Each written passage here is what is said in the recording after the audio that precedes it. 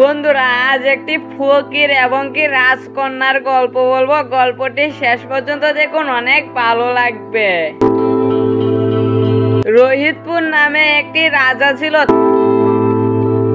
তার ছিল এক পুত্রবধূ। যেমন অহংকারী ছিল, তেমন মানুষের সাথে সে খারাপ ব্যবহার করত। তখন রাজার পুত্রবধূ বলতেছে, এই দাসী শুন, আমি তো এই মহলের রানী হব, তোরা আমার কথা শুনবি, তা না হলে তোদেরকে আমি থাকতে দেব না।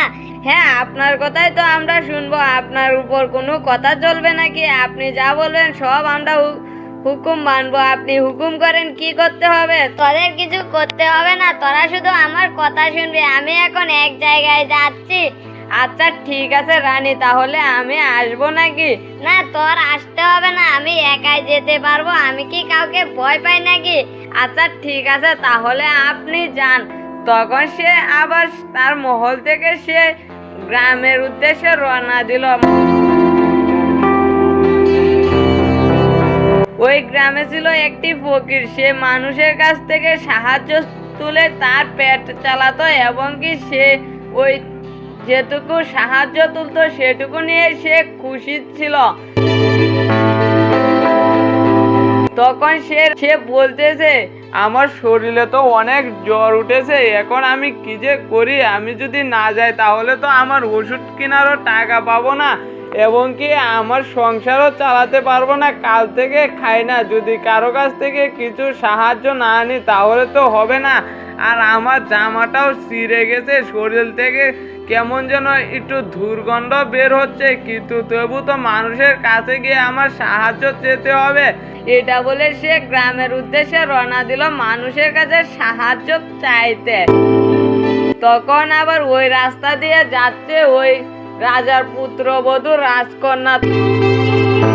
তখন ওই ফকিরের সাথে তার শরীরে ধাক্কা লাগে। তখন সে বলতেছে, ওই ফকিরের বাচ্চা, তুই আমার শরীরে কেন ধাক্কা লাগালি? এটা বলে তাকে একটি চর মারে। তখন ধাক্কা গিয়ে বলতেছে, তুই আর কখনো এই গ্রামে যাতে না দেখি, তুই এখান থেকে চলে যা। কেন আপনি আমাকে গ্রামের সাথে দেখলে সমস্যা কি? আমি তো সাহায্য চলে গাই, আমি কি ইচ্ছা করে আপনাকে ধাক্কা দিয়েছি নাকি? আপনি তো আমার শরীরের সাথে শরীর লাগিয়েছেন, এখন বলতেছেন আমি ধাক্কা দিয়েছি, আপনি কেন আমাকে মারলেন?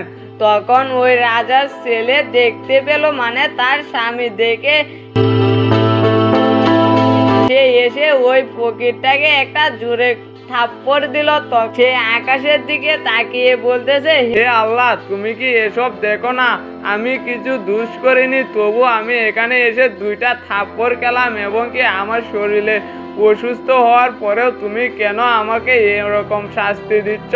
তখন সাথে সাথে ওই রাজার পুত্রটা সেখানে পড়ে গেল, পড়ে সেখানে মরে গেল। তখন রাজা এসে বলতেছে, তুই এখানে হাসতেছিস আর আমার ছেলে মরে গেছে।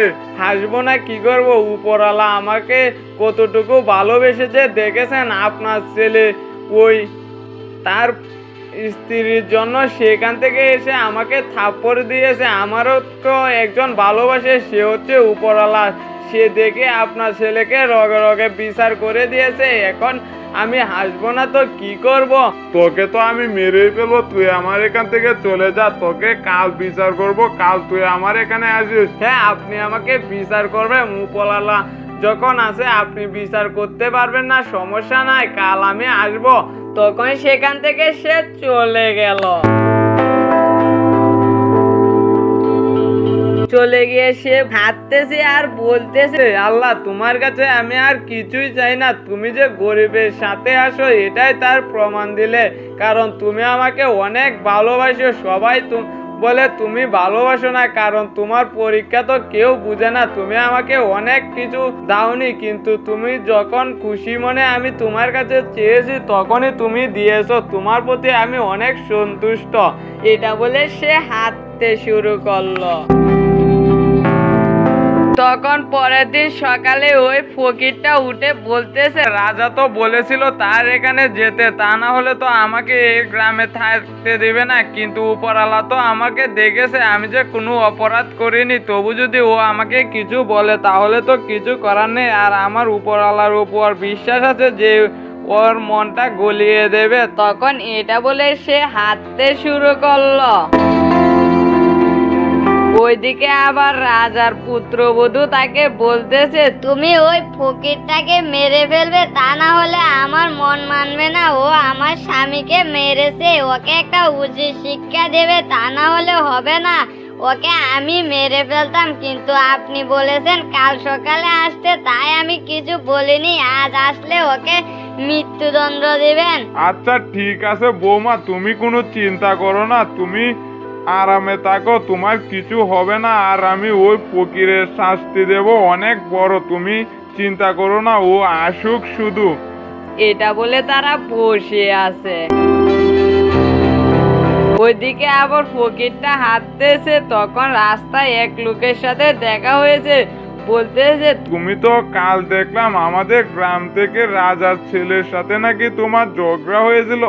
হ্যাঁ হয়েছিল। তখন আমি উপরওয়ালার কাছে বিচার দিয়েছিলাম, সে সাথে সাথে কবুল করে নিয়েছে। তখন ওই রাজার ছেলেকে সে মেরে ফেলেছে, সেজন্য আমি কিছু করিনি। কিন্তু তবু বলেছে রাজা আমাকে আজ যেতে, ওনাকে আমাকে শাস্তি দেবে। কিন্তু উপরওয়ালা তো সব দেখে, এবং কি সেই তো সব কিছু করেছে, সে তো আর আমাকে কিছু করবে না। আচ্ছা যাই, আর আমার যদি মৃত্যু হয় তোমরা আমার উপর দাবি রেখো না।